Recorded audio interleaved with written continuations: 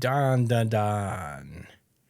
All right. So the chapter picks up where we left off with Momo and Okaroon being ambushed by the Serpo and a mummy, a pharaoh riding a bicycle with a sword.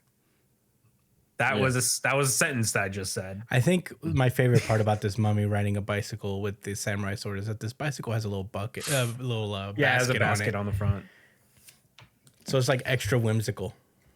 Does that mean something? I don't know. It feels like the icing on the cake. E.T.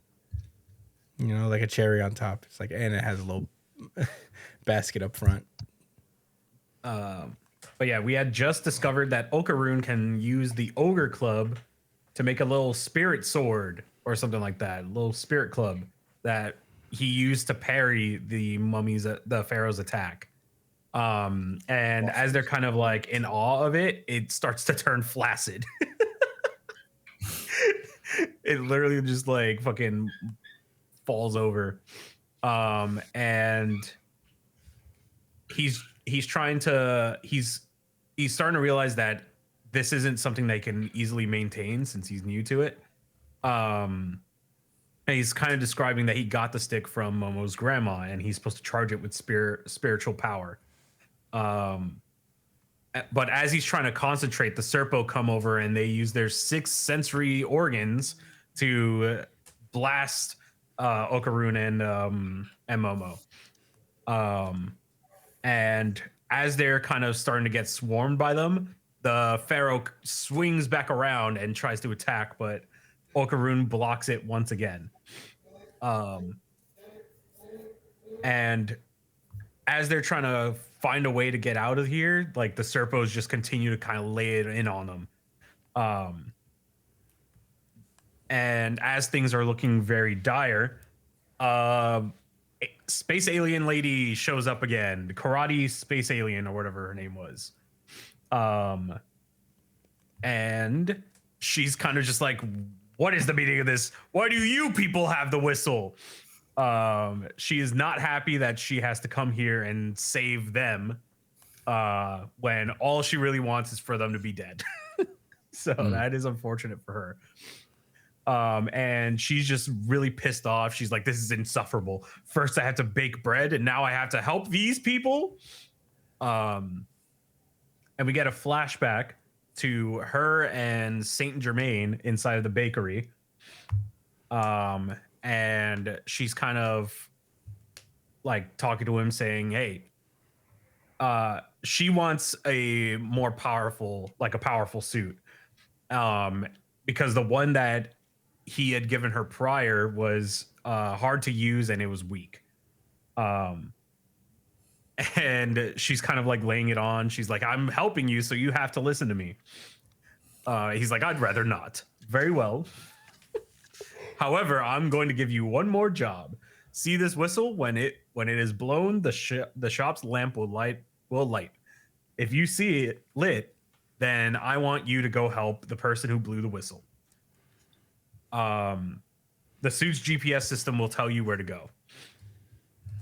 And as the flashback ends, we see this lady head in hands fucking coiling about having to help these people. While Momo's like just cheering her on. The Serpos start to kind of prep their 6 sensory organs to do another blast, but she immediately flies in and knees one of them in the face. And she continues to kind of just beat the shit out of all the Serpos. But while the Serpos are being dealt with, the Pharaoh is still on the battlefield, and he comes flying in and tries to chop at him. But Okaroon continues to kind of like parry and block the attacks. So Okaroon kind of tells Momo to go on ahead so that he can hold him back and that Gigi would be able to protect her for sure. So as he's kind of like blocking these attacks, the Pharaoh just continues to send slices upon slices. And Okaroon starts to remember his training. The cleaning on the floors brings him down to the ground, and he rises back up like he's cleaning the windows from like of the shrine that he was in. And as he kind of brings the ogre club up, he brings it back down and cuts off the pharaoh's sword arm off. And Momo's like, "Wicked, nice one, Okaroon." And as the sword is kind of like as the sword hand is falling, the mummified wraps start to kind of reattach the arm, but it wasn't just reattaching, it was sending the attack to Okaroon from the wraps. So the chapter ends with the sword seemingly impaling Okaroon. And that's where we leave off. Chris, what are your thoughts? Oh my goodness, this was very fun. It's cool to see Okaroon like step up and do his thing. I know he doesn't have the granny powers anymore, and I feel like he'll get them back at some point. But I do like the concept of the ogre club for him. I think it's just like a cool weapon. Yeah, it's cool that he's getting better at it. I'm pretty sure he'll be okay. It'd be weird if Okaroon dies here, but I'm wondering what this means for him, if like he gets taken out of the fight or if he just like barely manages to dodge it. But yeah, this mummy guy is one of the cooler. He's like a cool character. It's so weirdly well drawn in a way that's like, God damn, there's so much detail to this. Dandadan is always like that. I know, but I'm always this one, yeah, I'm always like surprised. It's just like how much. It's like, how do you do this in a week? It's kind of crazy. But yeah, this is a really fun chapter of Dandadan. I'm excited to see where this goes. The funny thing about this is the robot suit lady. She has like, I have to do a good job. That's why she's like extra pissed off, because like not only does she have to help these people, it's like she has to make sure she helps a lot. Yeah, like she can't half-ass it in the process. Yeah. Plus, I think this the design of this robot suit that she wears is usually pretty cool. So it's cool to see it back in the series. But yeah, very fun chapter. I don't really have much else to say outside of that. Josh, what did you think? Man, Okaroon getting his Kuwabara on is so sick. I thought the Spirit Sword was the coolest fucking thing aside from the Spirit Shotgun. Not gonna lie, Spirit Shotgun was lit. From Yu Yu Hakusho, by the way, you guys. You know, for everyone listening.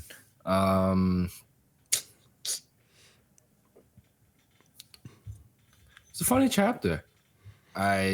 It's weird how I don't know. Is it weird that it's growing on me that Ayase has lost her memory, and it's like, all right, I'm cool with it. I like how the story got spiced up in a way. Mm-hmm. You know, I'm not that interested in Saint Germain yet. Not yet. I know there's probably still a lot more to learn about him. But like, I'm just so proud of Okaroon. My boy. Yeah, I don't really have that much more to say. Brian, anything you want to say to wrap up this chapter? Saint Germain was the only thing I was going to really talk about, was because I just don't know what the fuck he's like. His goal is like, what is his objective? Because now he's helping the squad, but I don't know what the fuck he's here for. Has there ever been anything that he's done that gives some kind of... I think he needs them to some degree, especially like, ISA.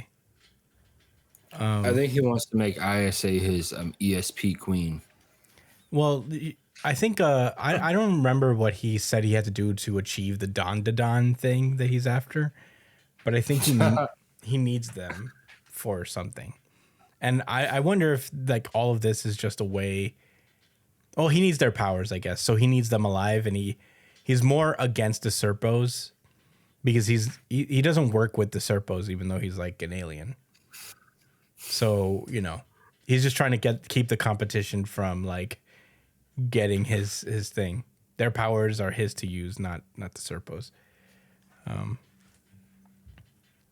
But yeah, that's what I think is going on here. I don't think there's. I think he's only helping the crew in this particular instance because he doesn't want them to get killed by the other aliens involved. You know what Saint Germain looks like? He looks like a Fire Emblem character. He does. He does. He does. In his like main suit too, where he's like got. Especially in his main suit. Yeah. He would be in Smash 100%. Yeah. Yeah, right. I'm surprised he wasn't. He looks up. You sure he's Saint not Germain? I never played Fire Emblem, so I can't say for sure. So right now it's unconfirmed. We can't say for certain that this isn't OC. I have no idea. I've also never played Marvel Rivals. No, it's from Smash Bros. Oh, Smash Bros. Fire Emblem. Oh, okay. No, I thought you said Rivals for a second. I don't know why. Yeah, someone. It looks like Martha and Roy. Yeah. It's very Martha and Roy coded.